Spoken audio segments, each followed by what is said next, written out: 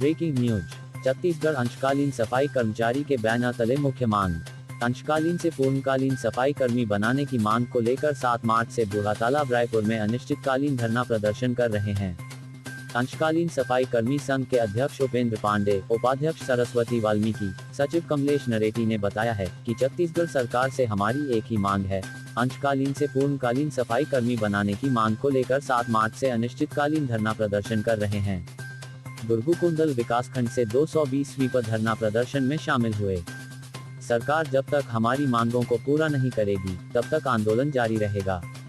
छत्तीसगढ़ और बस्तर के तमाम खबरों पर हमारी नजर, आपकी खबर हमारी कलम। बस्तर के तमाम छोटी बड़ी खबर से हमेशा अपडेट पाने के लिए अभी हमारे बस्तर न्यूज यूट्यूब चैनल को जरूर सब्सक्राइब कीजिए और वीडियो अच्छा लगे तो लाइक और कमेंट जरूर कीजिए।